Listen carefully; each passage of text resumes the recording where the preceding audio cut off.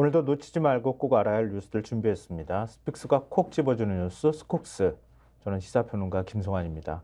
제 앞에는 김민아 시사평론가 나와 계십니다. 안녕하세요. 안녕하세요. 안녕하세요. 왜 인사할 때마다 이렇게 입을 오밀고 그래요? 웃으려고. 네, 웃어야죠. 울 수는 없지 않습니까? 오늘도 왜 내가 이걸 해야 되나 이러면서 울 수는 없지 않습니까? 오늘도 이렇게 반갑게 이렇게 또 시작을 하는 거네. 웃어야죠. 아니 구독자분들이 늘 김민아 평론가 웃는 모습 기대하고 있을 거예요.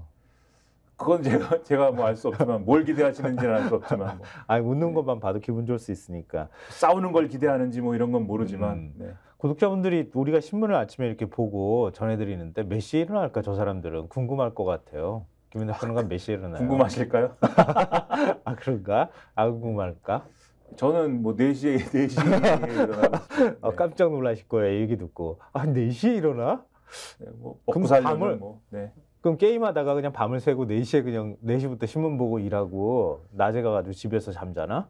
근데 그렇게 하려고 한 적도 있었는데 네. 과거에 그러니까 4시부터 일어나던 거는 이제 그게 아침 브리핑 방송 이런 것을 맞아요. 제가 좀 오래 했거든요. 그러니까 2014년에 그 6시 라디오 방송이 있었어요. 아, 그건 진짜 일찍 일어나야 된다. 그건 진짜 4시 전에 일어나야 된다. 그렇죠. 그 네. 6시에 방송을 하려면 그게 그래서 그 방송국에 그 라디오 관련 부서에 제가 제일 먼저 출근을 해요. 그러니까 나는 그 회사에 아무도 출근하지 않았을 때 소속도 되지 않아 있는데 그 문을 제가 비밀번호를 누르고 들어갑니다.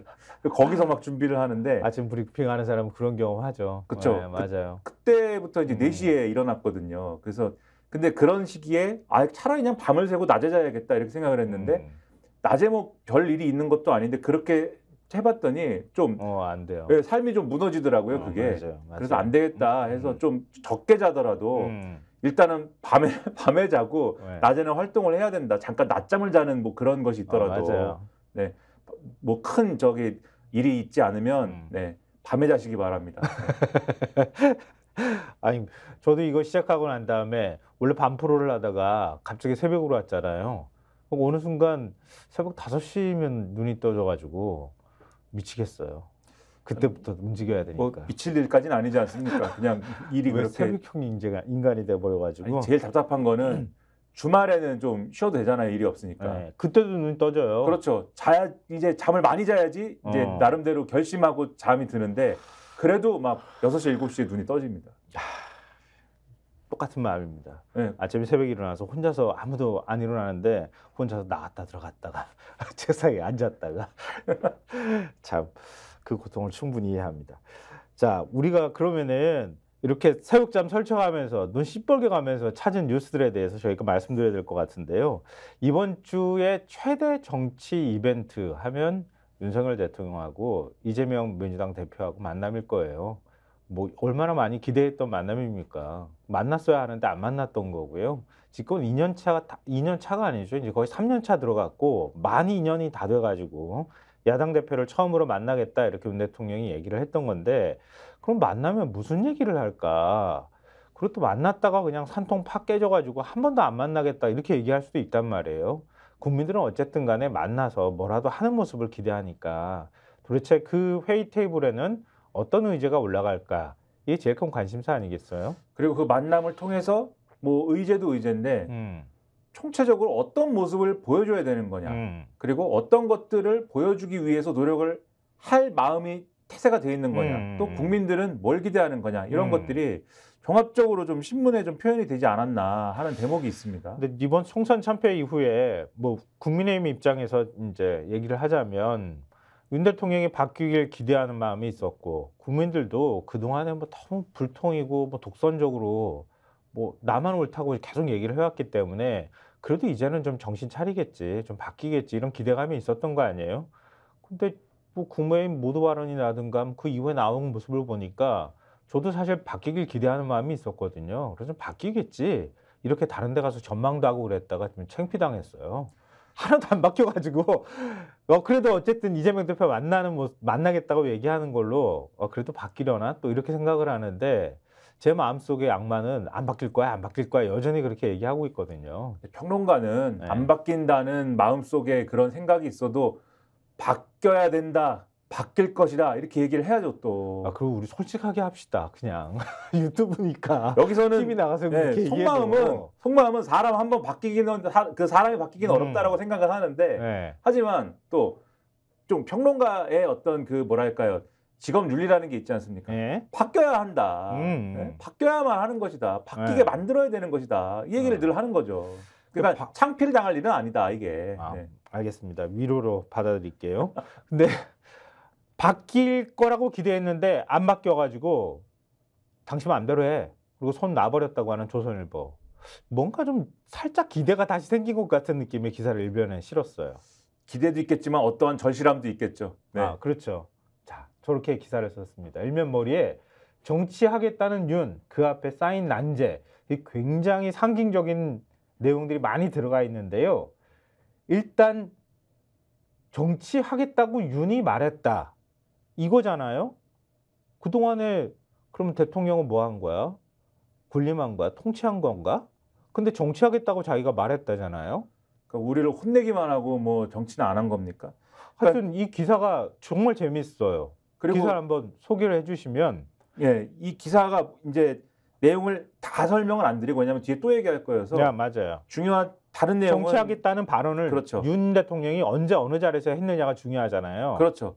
최근 참모들에게 이제 정치하는 대통령이 되겠다는 뜻을 밝힌 것으로 알려졌다라는 내용인데 그동안에 진짜 자기가 정치하지 않았다고 생각했나 봐. 그러게 말이에요. 네. 근데 이게 언제냐? 지난 19일 더불어민주당 이재명 대표와 통화한 직후 대통령실 비서실장, 안보실장, 정책실장 이 사람들은 사표를 냈는데 등을 모아놓고 이렇게 말했다고 한다. 네. 이렇게 돼 있고 네. 윤 대통령의 정치하는 대통령 언급을 두고 여당의 40 총선 참패를 계기로 통치 스타일에 변화를 가져오겠다는 뜻을 밝힌 것이라는 해석이 나온다. 이렇게 돼 있고요. 네. 이런 소회와 앞으로의 각오를 밝히면서 대통령이 그동안 나름 열심히 하겠다는 각오를 현장을 뛰어다녔는데 그동안 기대에 못 미쳤다. 스타일을 많이 바꿔야겠다. 일정, 메시지, 말도 줄이겠다. 라고 얘기를 하면서 국민에게 친근하게 다가가는 대통령이 돼야겠다. 이렇게 얘기를 했다고 합니다. 무슨 각성이야.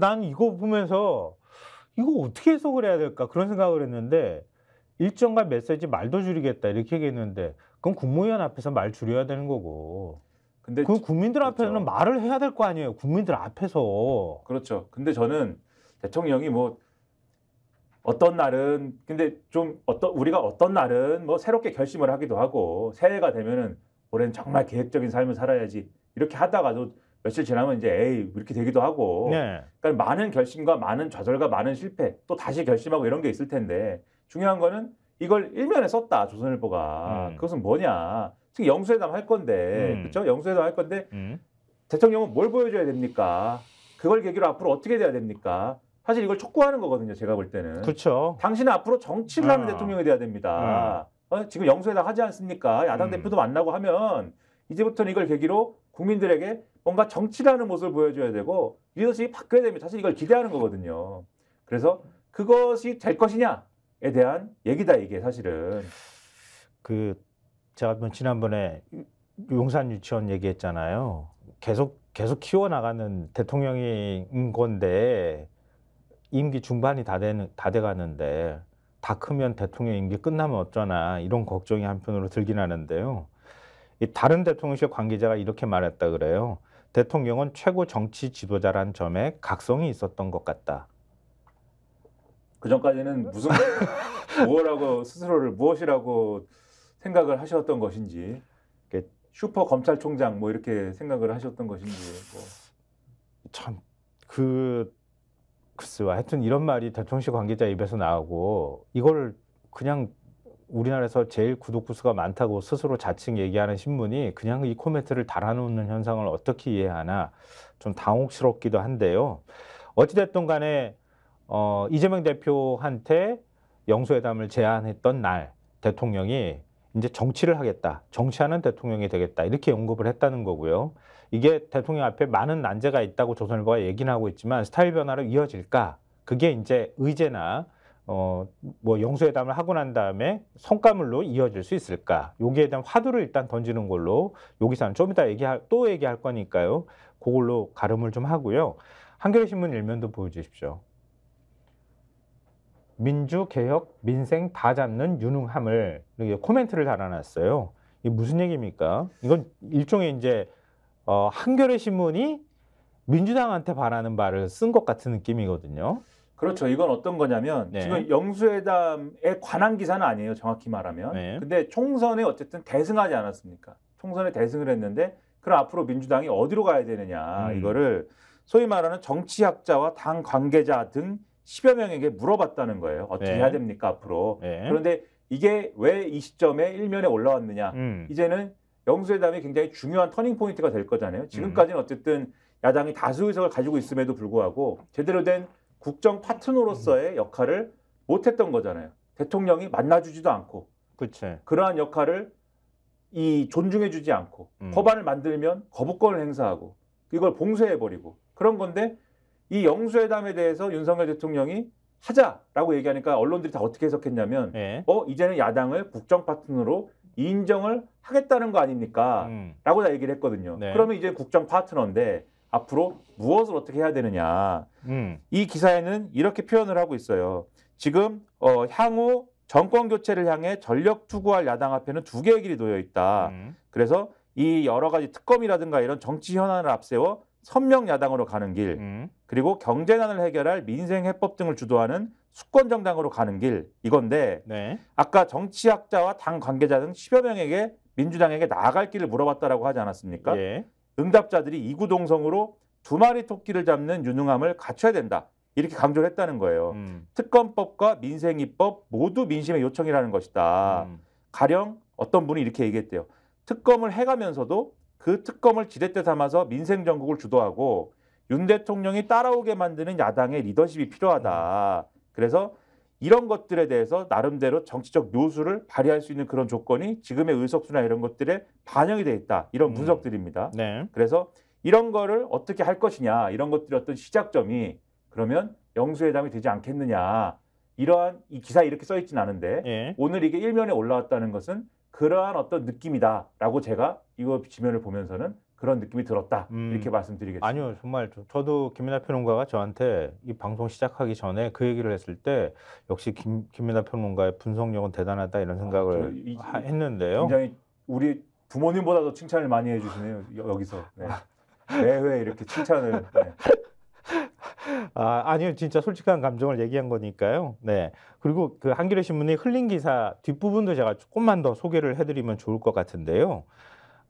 오만 불통정권이란 비판을 받아온 윤석열 정부의 총선 참패를 반면교사 삼아야 한다는 지적이 나온다. 이렇게 한겨레 신문이 지적을 하면서요. 이관우 건국대 상허교양대학 교수 말을 인용하고 있어요.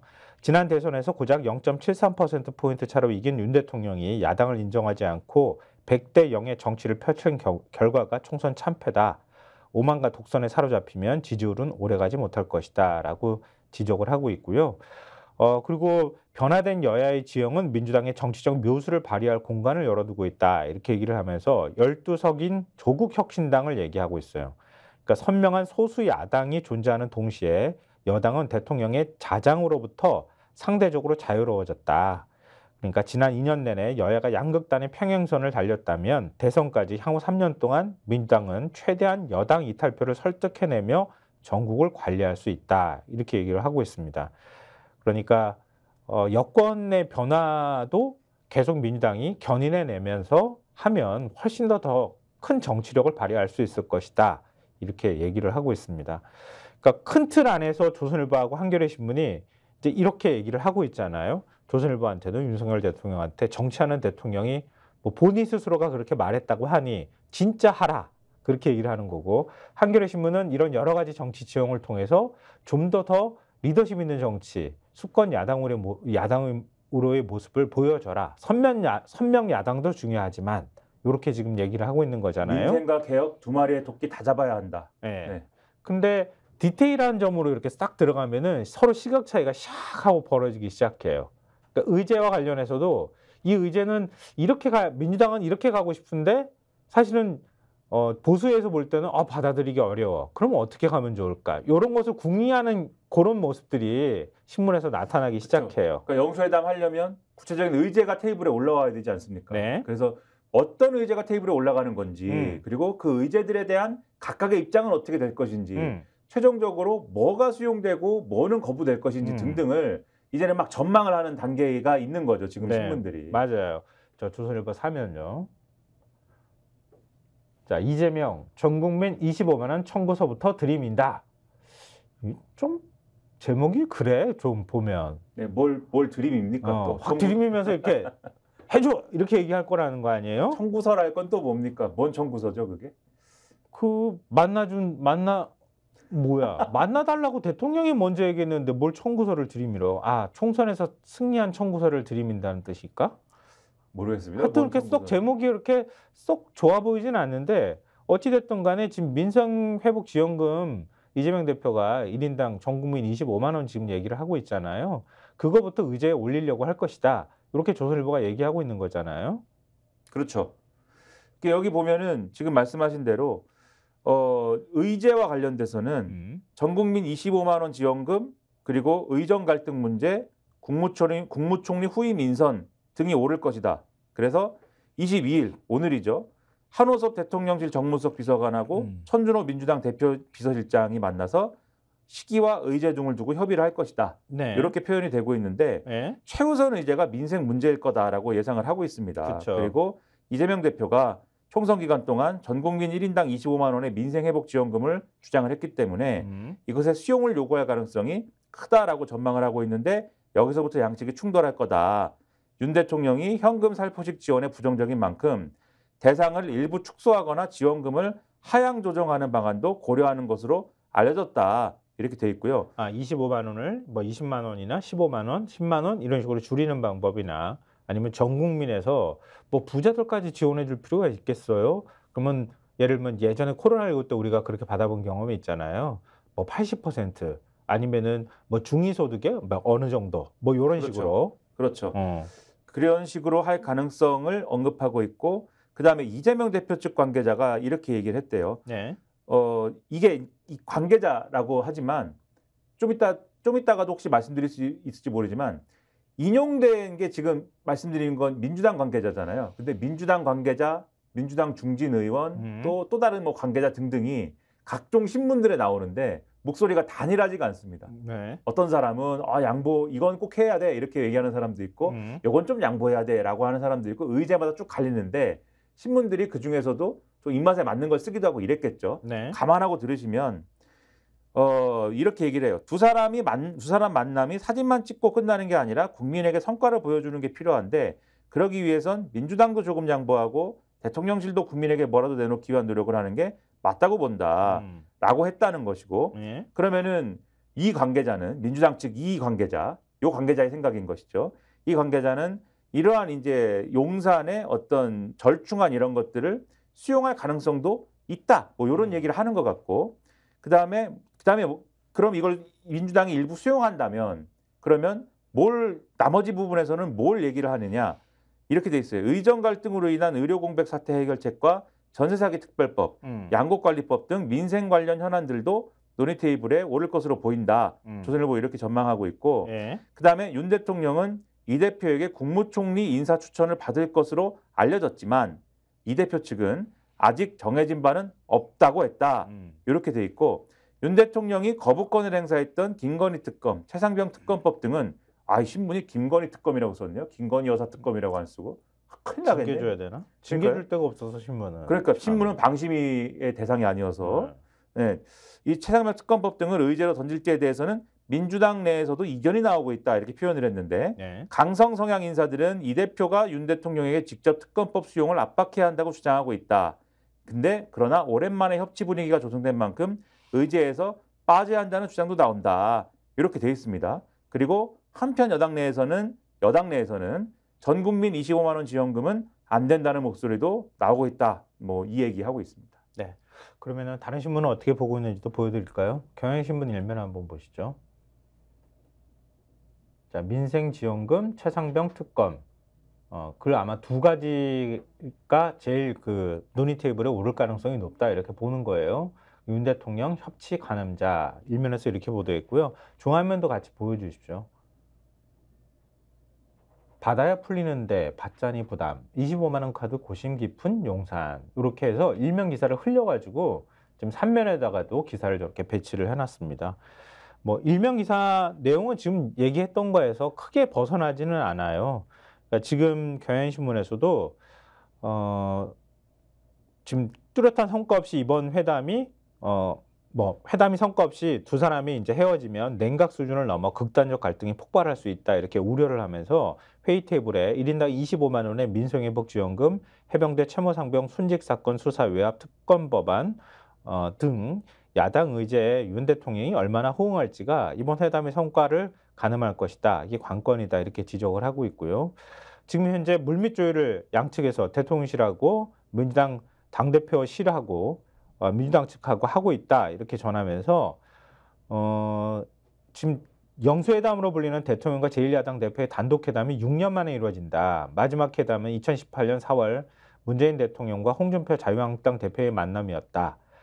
그 다음에 이제 윤석열 정부 들어서 회담이 한 차례 이루어지지 않았다, 이렇게 얘기를 하면서 회담이 성사되면 첫 회담이란 상징성을 넘는 정치적 의미를 갖는다.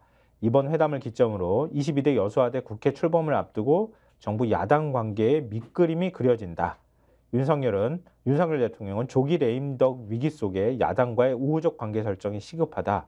민주당은 22대 국회에서 연속 과반 의석을 쥐게 된 국정 책임 세력으로서 수권 능력을 보여야 하는 입장이다, 이렇게 지적을 하고 있습니다. 그래서 양측이 최우선 의제로 민생을 내세우면서도 이를 고리로 협치를 언급할 거라는 전망이 많다라고 얘기를 하고 있습니다. 그 다음에 이제 테이블에 오를 것도 얘기를 조금 더 구체적으로 하고 있는데요. 고물가, 고환율, 고유가 상황 관리에 대한 의견 공유도 이루어질 수 있고, 또 지금 이번 회의 테이블이 정례화되거나 여야정 정책 협의체 구상들도 테이블에 오를 가능성이 있다, 이렇게 경향신문은 전하고 있습니다. 네.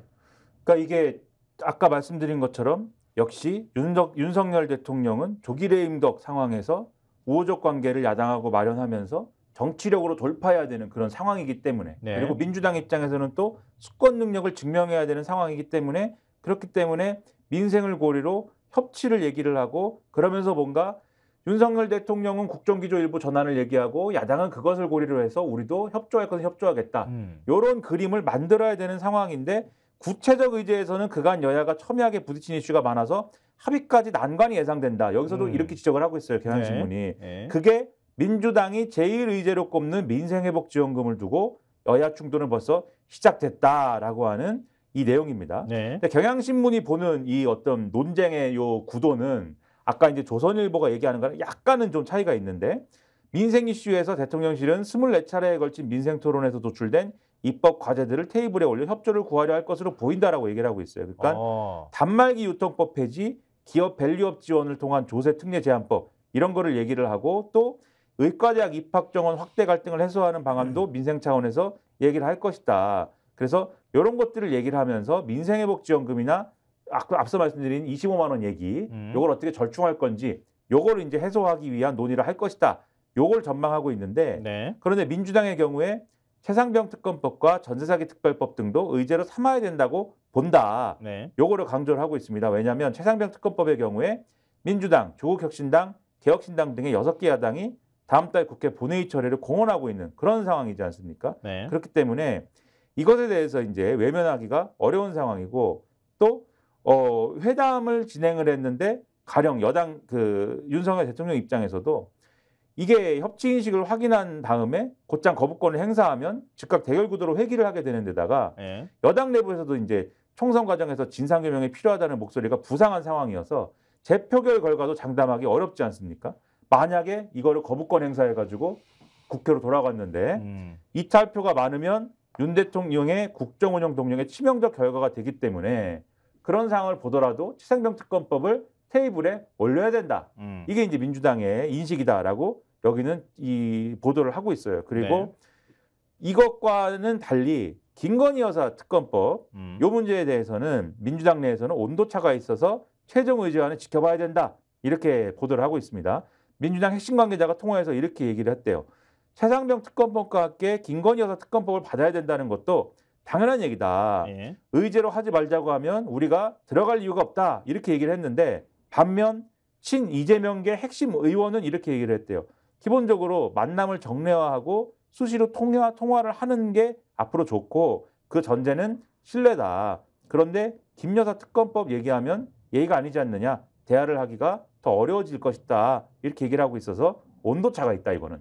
이렇게 전망을 하고 있습니다. 근데 뭐 조선일보하고 그다음에 한겨레, 경향신문 이렇게 좀 저희가 소개를 해드렸지만 이게 뭐 만만치 않겠다 이런 생각을 안 할 수가 없어요. 그러니까 뭐 민생회복지원금 25만 원 같은 경우도 보수 진영에서 그동안에 포퓰리즘이라고 얘기하고 윤석열 대통령이 뭐 그 국무회의 모두 발언 있잖아요. 그 생중계된 거 거기서 뭐 포퓰리즘은 마약이니 어쩌니 이러면서 사실은 그걸 겨냥한 듯한 발언을 하면서 야당을 왜 비판했던 거잖아요. 근데 불과 며칠 만에 그 받겠습니다 말하기도 굉장히 애매한 거 아니겠어요? 이거 보수 진영에서 바라볼 때 그렇지 않아요? 근데 자기들이 무슨 개발 공약 수백 쪽씩 얘기하는 거는 그거는 포퓰리즘이 아니고 25만 원은 포퓰리즘이라고 얘기하는 것도 논리적으로 설득력이 없는데 보수 진영에서 바라보는 시각은 그런가 봐요. 돈 주는 거 되게 싫다. 왜 내가 세금 많이 내는데 내가 낸 돈을 왜 다른 사람한테 줘? 이거 퍼주기야. 뭐 그런 약간 보수적 사고방식에서는 그게 또 이해가 되는 측면도 있어요. 이게 저는 이해가 안 되지만 개인적으로. 근데 그쪽에서 바라볼 땐 자꾸 그렇게 얘기를 하니까. 그러니까 조선일보가 지난번에 그랬잖아요. 안전벨트 꽉 매고 뭐 하든가 말든가. 뭐 알아서 하셔. 이렇게 얘기를 했던 거 아닙니까? 그렇게 했는데 참 오래간만에 조선일보가 뭐라 그럴까요? 요렇게 해. 라고 윤 대통령한테 조언을 했어요. 그렇죠. 근데 그 말씀하기 전에 잠깐 이제 약간 이 퇴로를 마련하는 분위기도 일부 있는 것 같다는 말씀을 잠깐 드릴게요. 그러면 한국일보 보도가 한국일보 제목이 대통령실 25만 원 지급 논의 여지 최상병 특검 등은 불가론 요 대목인데 여기서 25만 원에 대해서만 말씀드리겠습니다. 그러니까는 이 대표가 요구해온 전 국민 25만 원 지급에 대해 정부 여당은 부정적이다라고 써 있지만 반면 대통령실은 정해진 건 없다고 여지를 남겼다 이렇게 돼 있습니다. 이게 뭐라고 되어 있냐면 대통령실 고위 관계자가 통화해서 이렇게 얘기를 했대요. 대통령과 이 대표 두 분이 결정하실 문제이다. 이 소위 말하는 25만 원 문제에 대해서 면서도 우리가 무조건 현금성 지급은 안 된다 혹은 된다고 가타부타 결정한 건 없다. 이렇게 얘기를 했대요. 그러면서 이 대목을 얘기를 하는데 윤 대통령이 최근 국무회의에서 이 대표의 포퓰리즘 공약을 비판한 뒤에 곧바로 그러나 현재 국민들이 겪는 어려움을 더 세심하게 살피는 것이 바로 정부의 임무이다라고 언급한 것도 타협 가능성을 높이는 대목이다. 이렇게 서술을 하고 있어요. 굳이 뭐 그때 거꾸로 또 해석해가지고 또 마사지를 해주실 필요까지는 없는데 어찌됐든 이 얘기를 근데 융통성 있게 접근할 수 있다. 대통령실이 얘기를 한 바 있으니까 또 쓰는 거 아닙니까? 그래서 이게 좀 이따가 말씀하시겠지만 뭔가의 절충안을 뭔가 마련하는 수순까지는 갈 수도 있다 이 얘기가. 네, 그런 거죠 지금 상황이. 그러니까 25만 원 그 민생회복 지원금을 민주당이 세게 밀어붙였을 때 거기서 의제가 틀어져 버리면은 그냥 산통 깨져 버리는 거다 이거. 굉장히 정치적으로 부담되니 주고받는 게 뭔가 있어야 된다고 하면 그걸 어떤 방식으로 잘 받아들일 잘 안을 만들 거냐가 굉장히 고민거리가 되고 있다라는 걸 보여주는 거잖아요. 그렇죠. 뭐 그 다음에 대통령실에서 뭐 인사 문제를 받으라는 등 뭘 제시를 할 거 아니야 카드가. 그게 뭔지는 잘 모르지만 지금 뭐 유력하게 검토되는 게 이제 주로 인사 문제 아니겠어요? 아니면은 뭐 특검 하지 말아줬으면 좋겠어 뭐 이런 거 정도일 것 같은데 어찌됐든 그 문제에 대해서 고심이 깊다는 거를 전해드리고 거기에 대해서 우리 그동안에 팔짱 끼고 있었던 조선일보가 아주 오래간만에 아주 좋은 안이라고 자기들이 생각한 안을 사설로 이렇게 툭 하고 던져줬어요. 그렇죠. 예, 사설 제목이 전 국민 25만 원 안인 서민용 민생 패키지 마련해야 요거거든요. 그러니까 아까 제가 말씀드렸던 것처럼 보수 진영에서는 이거 돈 주는 거 되게 싫어하거든. 이거 우리 보수의 정체성이 흔들린다 뭐 이렇게 생각하고 안철수 지금 뭐 의원도 반대를 하는 입장을 밝히기도 했었잖아요. 그러니까 조선일보가 그거 아니고 다른 방식으로 이렇게 가면 되지 않겠어? 라고 얘기를 했다는 거 아니에요. 근데 돈을 이제 앞서도 말씀드렸지만 돈을 주는 방식일 수도 있어요. 근데 그 절충안이. 근데 어쨌든지 간에 그게 뭐든지 간에 어쨌든 간에 조선일보는 이렇게 쓰고 있습니다. 일단 그 논리가 나름대로 논리를 설명을 해야 되잖아요. 일단 이런 논리로 설명을 하고 있습니다. 네. 추가 세수가 없는 상황에서 추경 편성하려면 빚을 내야 된다. 이미 올해 예산의 4.4%에 해당하는 29조 원을 국채 이자를 갚는 데 써야 될 만큼 재정 상태가 악화돼 있다. 게다가 지금은 물가가 급등하는 인플레이션 국면이어서 재정 확대를 통한 경기 부양은 맞지 않다. 현금을 뿌리는 것은 급등하는 물가를 더욱 자극할 우려가 있다. 이런 얘기를 하면서 지금 필요한 것은 전 국민 현금 지원이 아니라 저소득층을 위한 맞춤형 민생 대책이다라고 주장을 하고 있습니다. 네. 그래서 물가고에 경기 침체가 겹치면서 서민과 자영업자, 영세 상공인 등의 고통이 심화되고 있다. 예산을 쓰더라도 정말 아껴서 진짜 어려운 계층에게 도움이 되는 지원책을 우선순위를 정해서 펴야 한다.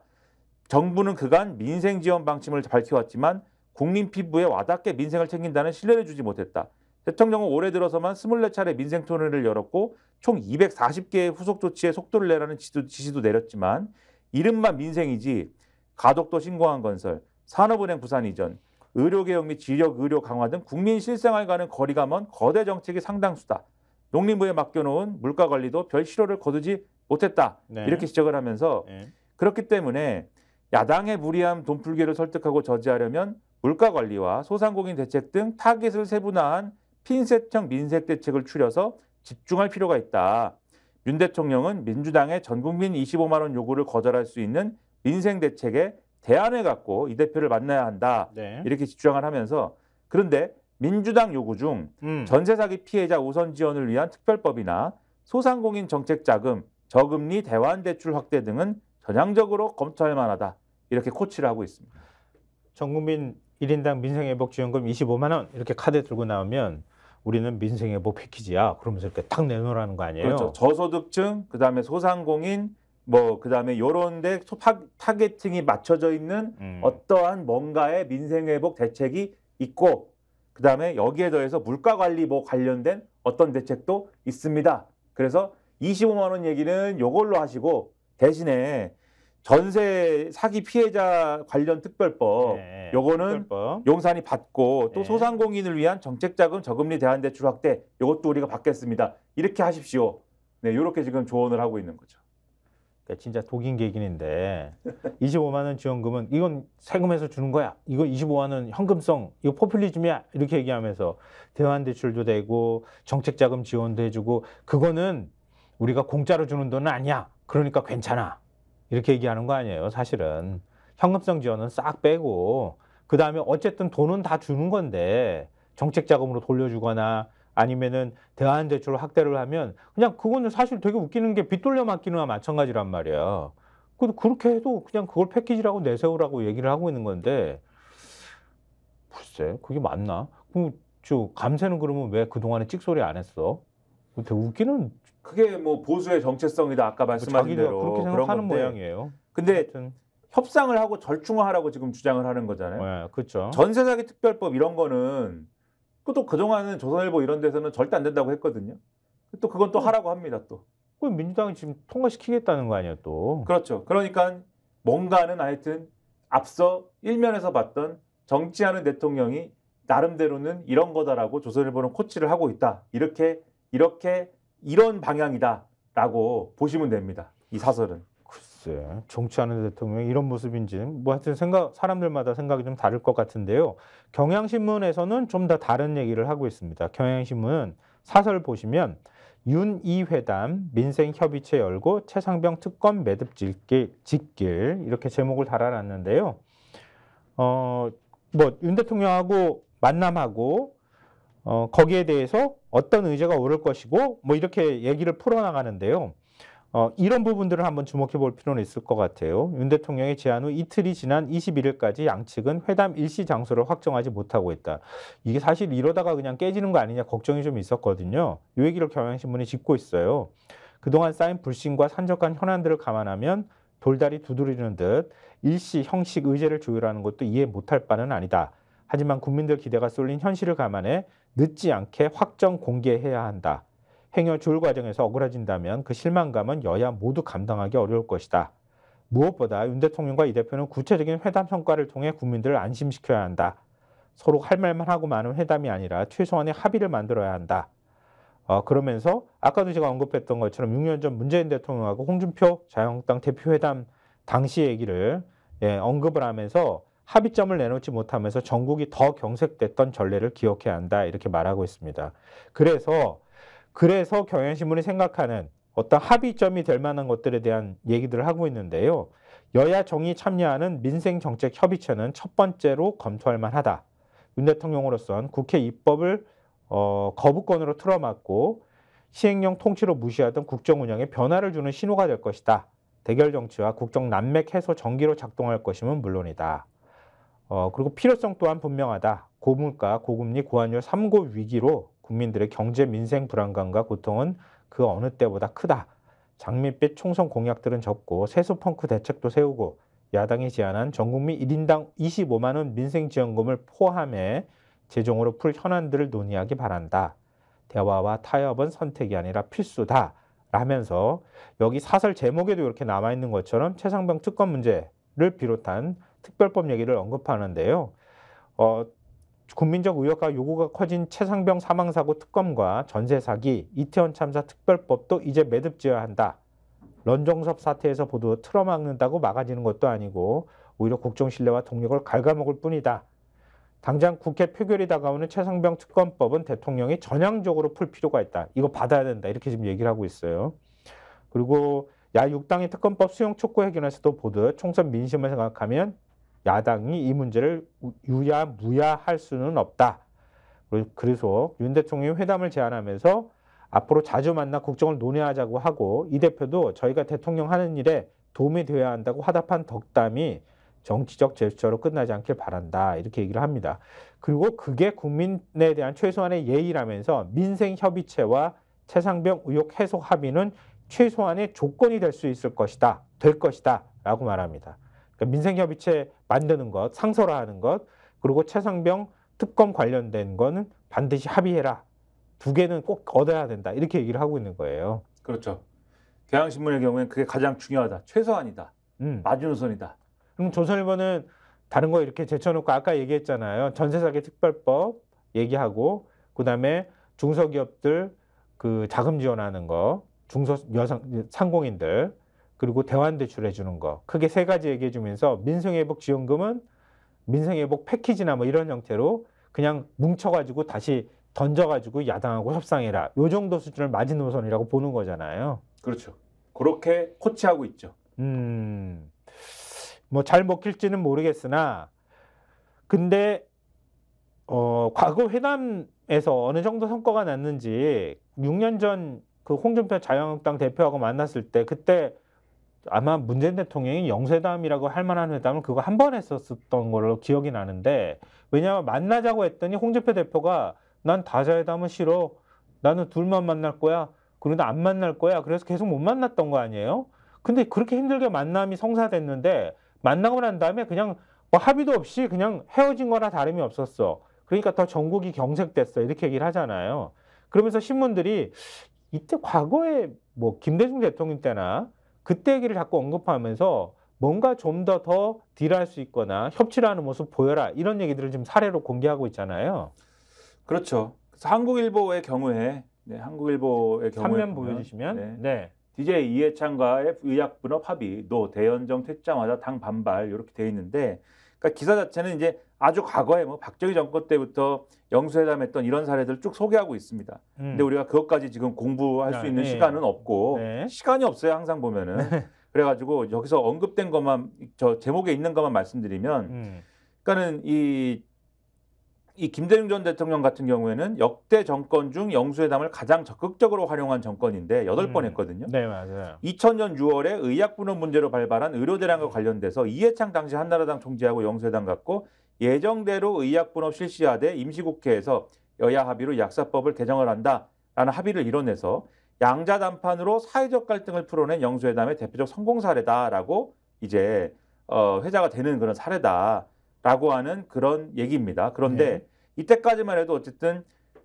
대통령이 여당 총재고 그래서 야당 당수하고 만나서 문제를 풀 수 있는, 그래서 이제 김대중 전 대통령이 이거를 잘 활용할 수 있었던 것인데 참여정부 때부터는 당정 분리가 된 거잖아요. 그때부터는 이런 것들이 좀 어려워졌는데 그래서 2005년 9월에 노무현 전 대통령하고 박근혜 당시 한나라당 대표가 단독 회동을 했지만 이거는 실패한 영수회담의 대표 사례가 됐다. 이렇게 얘기를 하고 있어요. 노 전 대통령이 박 전 대표한테 대연정 러브콜을 두 번 했지만 돌아온 것은 앞으로는 그런 말을 꺼내지 않았으면 좋겠다라는 차가운 반응이어서 영수회담은 합의문도 도출하지 못한 채 끝났다. 이렇게 돼 있거든요. 네. 그래서 이때 기억을 해보시면은 이 여파가 엄청난 정치적 부담으로 사실은 그때 돌아오지 않았습니까?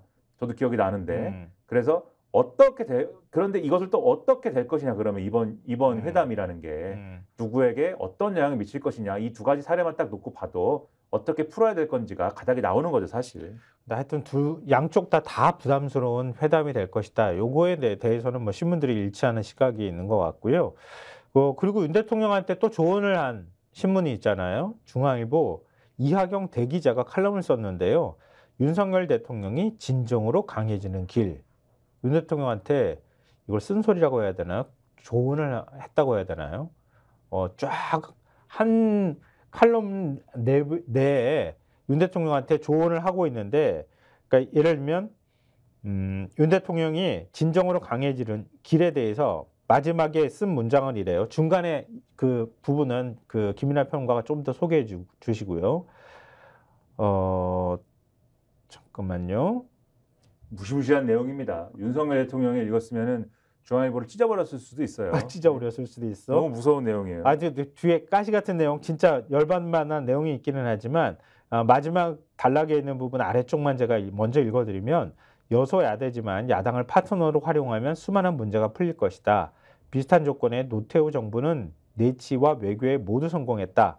정성을 다한 협치는 국민을 편안하게 만들고 윤 대통령이 진정으로 강해지는 길이다. 이렇게 해서 그 제목이 요 문구에서부터 나온 건데 진정으로 강해지는 길이라면서 뭐가 문제가 있었고 그걸 윤 대통령이 잘못 처리했고 이걸 아주 상세하게 지적하고 있어요. 그렇죠. 그러니까 여기서 이제 일단 이재명 대표하고 만난다는 거에 대해서 잘된 일이지만 황금 같은 지난 2년의 국정 동력 손실은 안타까운 일이다 이렇게 평가를 하고 있습니다. 네. 그러니까 참 시작부터 윤석열 대통령 입장에서 대화 안 했다. 기분이 나쁘죠, 이 글이. 네, 그 부분을 지적하면서 총선 참패 엿새 만에 국무회의 모두 발언 형식으로 나온 대국민 메시지도 실망스러웠다. 4시간 뒤 참모들이 전해준 죄송하다는 표현에는 진정성이 없었다. 이렇게 지적을 하고 있고 대통령은 총선 참패로 드러난 민심 위반에도 불구하고 정신승리의 초현실적 세계에 머물고 있었다. 정신승리했다. 네, 이런 무서운 얘기를 합니다. 네, 그러면서 경제적 포퓰리즘은 마약과 같은 것이라며 야당을 거칠게 공격했다. 포퓰리즘 파이터였던 윤희숙 의원조차 대통령과 다른 이야기를 하고 있다. 총선에서 낙선해 수도권 민심을 체험한 그는 재정 건전성을 어느 정도 허물어서라도 한계에 몰린 이들이 다시 일어설 수 있게 지원하는 것이 지혜로운 포퓰리즘이라고 했다. 누가 대통령의 눈가기를 맡고 있는가 이렇게 지적을 했고 한간에는 윤 대통령이 한동훈 국민의힘 비대위원장을 탓을 한다는 소문이 파다하다. 윤 정부의 국정 성과를 알리지 않고 차기 대선을 염두에 둔 자기 장사만 한 것이 총선 패인이라고 한다는 것이다. 실상과는 차이가 있다. 김건희 여사 논란, 이종섭 전 국방부 장관 도피 출국, 대파 875원 논란은 모두 용산발 대형 악재였다. 용산의 내보원 손도 끝이 없다. 대국민 메시지 작성 과정에서 비서실장, 정무수석, 홍보수석 등 공식 라인이 배제됐다. 박영선 총리, 양정철 비서실장 카드를 흘린 것도 비선 실세들이었다. 대통령이 참모들과 회의에 결정한 뒤 관저에만 다녀오면 전혀 다른 말씀을 한다. 관저 정치를 없애는 것이 급선무다는 말까지 나온다. 요 말, 그 관저 정치라는 말을 뒷받침할 만한 얘기가 나오고 있다는 거를 지금 얘기를 하고 있는 거잖아요. 과거 최순실 사태 그때 국정농단하고 비교가 될 만한 얘기를 지금 하고 있어요. 이러니 윤 대통령 국정수행 지지율이 박근혜 전 대통령의 최순실 국정농단이 드러난 직후 지지율 25%보다도 낮은 23%까지 추락한 것이다. 이렇게 지적을 하고 용산에서는 직원하려면 직을 걸어야 한다는 말까지 나온다. 사심없이 쓴소리를 한 원로나 친구는 연락이 끊어진다. 예스맨이 득세하고 용산 3적, 6적, 8적 리스트가 떠돈다. 이게 뭐예요? 이게 용산 3적, 6적, 8적 리스트는 뭐야? 이 뭐 소위 말하는 그 비선이라고 얘기하는 그 사람들 말하는 거예요? 그런가 봐요. 네, 모르겠습니다. 윤 대통령은 비선을 정리하고 참모들의 쓴소리를 권장하고 경청해야 한다. 야당에 대해서도 마찬가지다. 야당은 정당 정치에서 반대 의견을 제도적으로 반영하기 위한 필수 장치다. 야당을 무시하면 민주주의를 하지 말자는 얘기다. 김건희 여사와 관련된 사안은 무겁게 다뤄야 된다. 도이치모터스 주가 조작, 명품백 수수 사건을 둘러싸고 용산과 검찰 수뇌부는 갈등하고 있다. 갈등하고 있습니다. 검찰 수뇌부하고. 국민 다수도 야권이 추진하는 김건희 특검법에 대통령이 거부권을 행사하는데 반대한다. 대통령 부인이라고 적당히 덮고 넘어간다면 입시 비리로 멸문지화를 당한 조국 혁신당 조국 대표 일가 수사는 어떻게 설명할 것인가? 헌법 11조 1항에 명시된 법 앞에 평등이라는 근대 문명 국가의 대전제가 무너지게 된다. 네. 그래서 윤 대통령은 마음을 비우고 몸을 낮춰야 한다. 야당의 협조를 구하는 일은 죽느냐 사느냐의 문제다. 야당을 파트너로 활용하면 많은 문제가 풀릴 것이다. 등등등. 네, 그러면 진정으로 강해진다.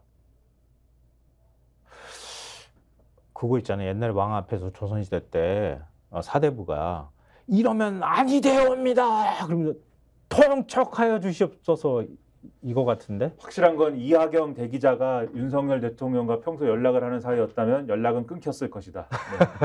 네. 이 글로 연락은 끊겼다. 어찌됐든 윤 대통령한테 이렇게 진심을 다해서 쓴소리를 하면서 연락이 끊길 걸 각오하고 조언을 한 중앙일보까지 저희가 소개를 해드렸는데요. 근데 조선일보가 정치하는 대통령이 되겠다고 윤 대통령이 말했다는 발언을 소개했잖아요. 근데 진짜 이렇게 윤 대통령이 할까도 영수회담 뭐 결과 지켜보면 알겠지만, 근데 윤 대통령 앞에 굉장히 넘어야 할 큰 산이 또 놓였어요. 아까 그 조선일보 일면 또 보여주시면은, 네, 일면 또 보여주시면 제목에 있어요. 다시 한번 주목을 하시면, 네, 정치하겠다는 윤 밑에 뭐라고 써 있습니까? 그 앞에 쌓인 난제. 그 난제가 뭐냐? 조선일보 오면 보여주십시오.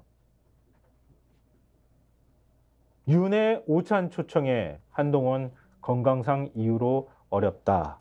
이렇게 얘기했다는 거예요. 뭐 한동훈 그 전 비대위원장이 윤 대통령의 오찬 초청에 대해서 거절했다고 하는 내용들은 아마 어제 오늘 보도를 통해서 많은 분들이 접하셨을 것 같아요. 그러니까 지난 19일 윤 대통령이 이관섭 대통령 비서실장을 통해서 한 전 위원장에게 22일, 그러니까 오늘이죠. 비대위원들과 함께 오찬이 가능한지 물었는데 한 전 위원장이 건강을 이유로 만남을 미뤘다고 합니다.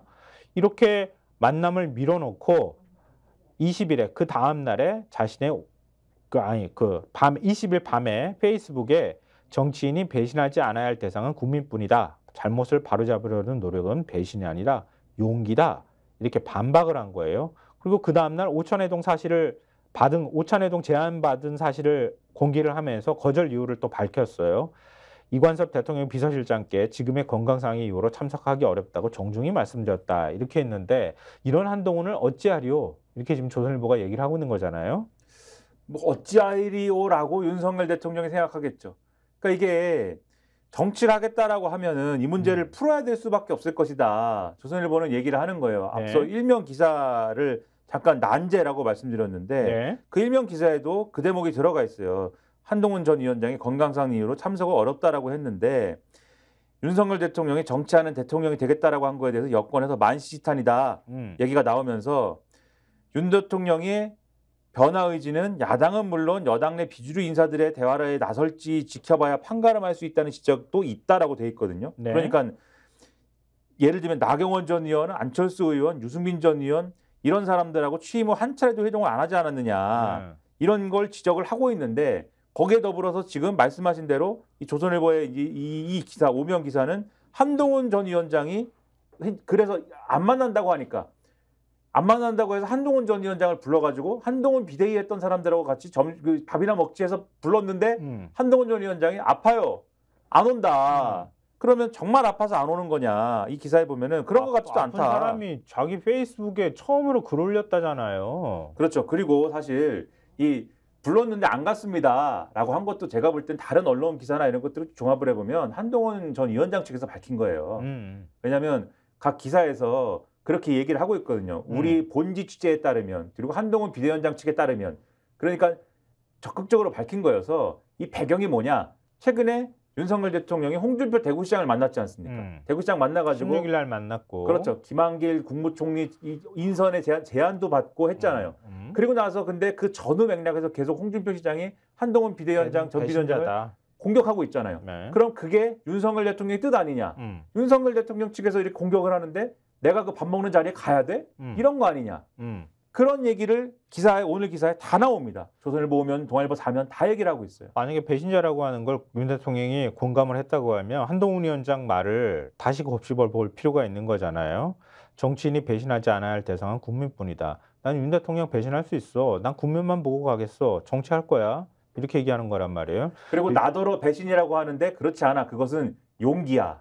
내가 총선 때 한 거 대통령 배신한 게 아니라 용기야. 이렇게 얘기하는 데다가 지금 마무리를 해달라고 하는데. 그러니까요. 그래서 가는데 아까 뭐 그 윤석열 대통령이 이낙연 관람 찍고 싶었다 그러는데 한동훈 위원장도 그 대상이 되지 않을까 좀 걱정이 좀 되는데 동아일보 사면 보시면 사면 보여주십시오. 총선 패배 책임 윤한 갈등 재분출 한 배신자론 나온 뒤 오찬 고사 이렇게 돼 있는데요. 거기에 주목할 만한 대목은 이거예요. 1, 2차 윤한 갈등은 아마 다 아실 거예요. 김건희 명품백 그리고 그 다음에 이종석 호주 대사 문제로 얘기했었잖아요. 동아일보가 그 총선 앙금 참패 책임을 둘러싼 윤한 3차 갈등으로 이어진 것이라는 해석이 나온다. 이렇게 얘기를 하고 있어요.